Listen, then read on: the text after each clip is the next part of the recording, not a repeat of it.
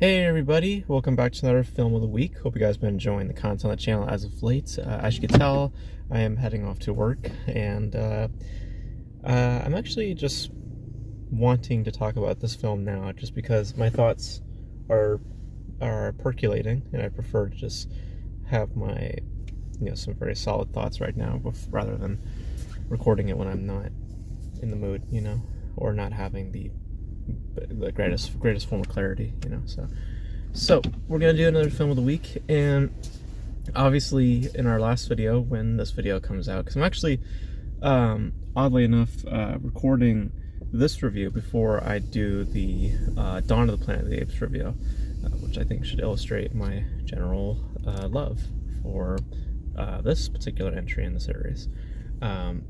So we are continuing the Planet of the Apes series with the final film in this rebooted trilogy of films. We started off with Rise, which I enjoy.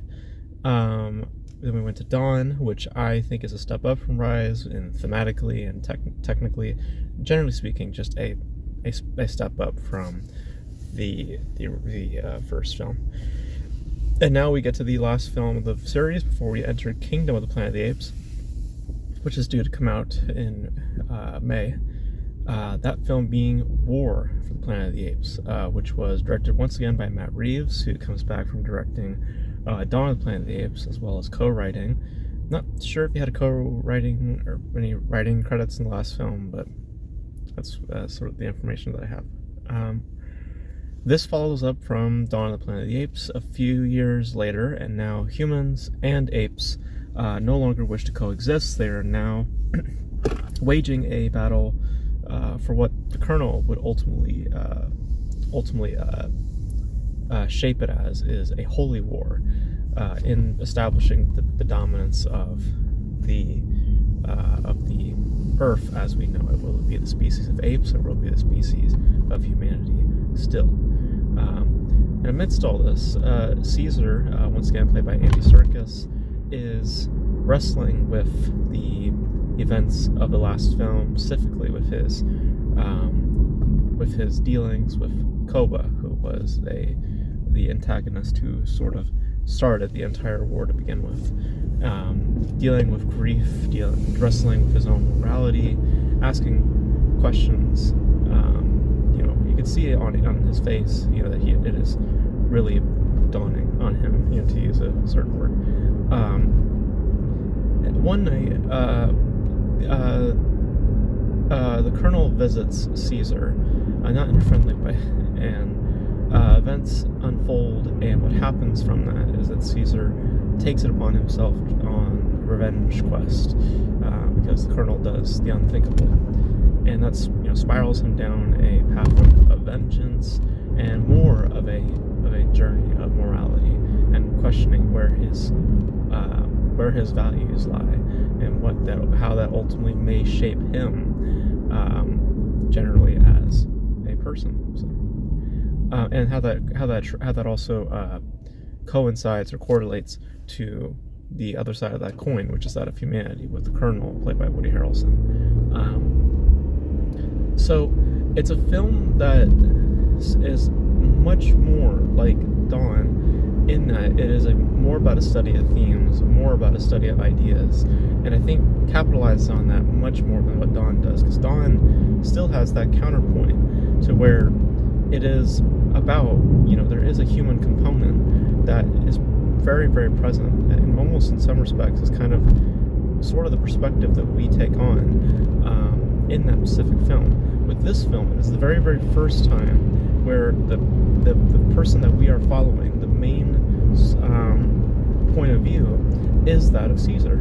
This is the very first time where it is purely that of Caesar and not of another human character. Because all about what's the thing about perspective in film that people, I think, don't understand is that the person that we are introduced to, and the person that we attach ourselves to, is usually that of the individual that we are presented to in the first few minutes, or at least gives us the impression that is the person that we are supposed to follow. A story gives you an impression of who you're supposed to follow in the story, and thus gaining that perspective of things, and using that as your gateway into the story and to seeing the other perspectives that unfold within such a story. And in this, it is purely Caesar's story. This is absolutely Caesar's story. I mean, all these three films have been about Caesar. I mean, in the more general sense, but more specifically, in the first film, James Franco was our gateway in. In the second film, it was Jason Clarke's gateway. Jason Clarke was our gateway in. And this is purely to do with Caesar. And Caesar, once again, with Andy Serkis, what he's doing, just in performance, is nothing short of but amazing. But nothing short of incredible is what a digital is doing. Like, once again, I think the VFX here are just top tier. What they have done with Caesar is something that I think has not been able to match that in terms of modern VFX, because the look of Caesar, the expressions on him, the details, the wear on his face to illustrate his guilt, to illustrate his grief, it is so well detailed, it's so expressive, and really is the leading force in crafting that specific character. I mean, Andy Serkis is doing what he's doing, but the VFX are just blow me away and are absolutely stunning. And what also really impresses me is the portrait, the story of which the film takes. It's, again, it's not just about apes versus humans. There's this notion that, since it's called war, that you're going to get a certain sort of flair, and that's not what the film is interested in. It has that, don't get me wrong, it definitely has that sort of thing play out in one way or another, but that is more or less in the background. What the film is more concerned about is a study of psychology, how things impact our view of things, and how we might become blinded, or perhaps we might become cold and calculated, like the Colonel is, or much more emotionally charged, that of Caesar, throughout this film. It's a representation of one's psychosis and one's consciousness given a certain circumstance, and I really think it's portrayed really well, especially through Caesar. It's a very, in some respects, very haunting look of things. When it comes to him, his whole morality becomes challenged. Especially at one point when he encounters a character named Winter, who has a part to play, we'll say, in the unraveling of things. When the confrontation of that scene happens, there we go. When it comes time to confront him, it actually is quite intimidating, and the end results of that are really impacting. And I love this little detail that they have in that specific scene, where when he does what he does, I'm trying not to spoil it just in case if you guys have not seen the film, but when he does what he does, what Caesar does, you see that he breaks his code once again, and that little piano drop that ends the scene gives that weight, gives that overall impression that, wow, he really just broke it. He really just broke his code once again. And throughout the film, it is all about challenging one's perspective, all about challenging one's idea of things, and also giving you the idea of how those perspectives are formed. For these characters, the similarity is that it comes from tragedy. It comes from traumatic experiences. The key differences are how the characters are taking it. We have the one character in Colonel who is viewing it more from a larger stance, a larger objective, whereas Caesar's is thinking about it much more specifically, much more to his dilemma, not necessarily to his race, but more or less just for himself.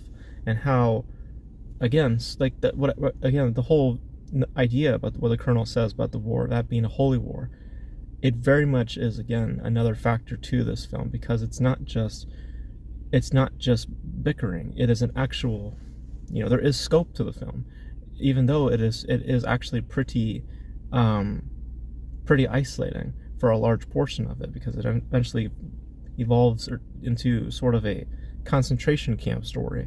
And even though there are worldwide stakes at play.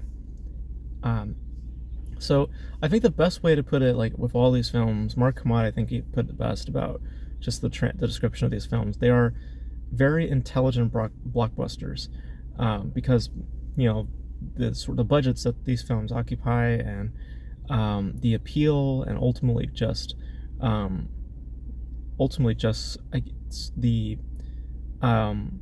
the minor mechanics, the mechanics that are played in the background, they definitely are meant for spectacle. They are definitely are meant for larger audiences, larger appeal, and with that budget, obviously the hope of gaining a large audience. Um, but I think that what gets me the most about between War and the other films, is that there's more of a gravity to the ideas than Dawn or Rise does. Um, I love the weight of those themes. I feel those themes. It is darker. It is a much darker film compared to Dawn and Rise. It has more grit. It has more meat, and it does feel biblical. It does have that biblical sense when you understand the roles that Caesar is playing and the Colonel is playing, and their dynamics between each other. The whole notion of the Promised Land, for Caesar, sort of a Moses-like figure for the Apes. It really shapes and puts all that into perspective, and really translates that in a very meaningful and very weightful manner. And it concerns itself more with the impact of those themes rather than the impact of its spectacle or its visuals, which are astounding. They are quite amazing. But that is not the main concern of the film. The main concern is how it all plays to the themes of its story. And it delivers very, very well, and I think gives a lot of dimensions to something that probably could have been quite narrow in its approach. It could have just been squarely Caesar's story if they wanted it to, but it actually, it is Caesar's story, but there is, again, that sort of outside influence of humanity, but it isn't as dominant. It is not the focus of the film. It is squarely Caesar's story, but there is that human component that is now sort of less a whisper, and that conflict is more psychological than literal this time, and I really, really enjoy that. When it comes to these three films, I personally find this to be my favorite, purely for what it's doing on a thematic level. It just delivers visually. It's more impressive, and the character of Caesar is just brilliant. I think he's just one of the best characters that we have ever had in modern cinema. Just one of the best out there. And it's going to be very interesting to see how they bring characterizations to this new film. Aesthetically, this new one doesn't seem that impressive, but it definitely has a lot to live up to when you have this as when you're billing this as a sequel to War for the Planet of the Apes. There's a lot to live up to because of what War delivered, because War is really, really good. So yeah, so those are my thoughts on War for the Planet of the Apes. I really, really love it. I really, really do. I go back to it every so often. I love the tone. I love the atmosphere. I love the visuals. I love the square approach to it's really just about themes. This is more or less about themes. Don't come into this for a spectacle. It is called War, but it is more or less a psychological war, not a literal, not a vision, not a spectacle. It is a psychological endeavor, and I love it. So those are my thoughts on War for the Planet of the Apes. You guys know your thoughts on War for the Planet of the Apes and just this series in general. With your thoughts on Rise, Dawn, War. If you have seen Kingdom, I believe, because this video is going to come out the weekend of that Kingdom comes out. Let me know your thoughts on Kingdom, if it lives up to the interest, or you know what I'm saying. Does it stack well with the other films? Let me know your thoughts in the comment section below. And that's gonna be it for this video, guys. Thank you guys for tuning in. I'm gonna be heading into work now, and until then, I will catch you guys in the next video.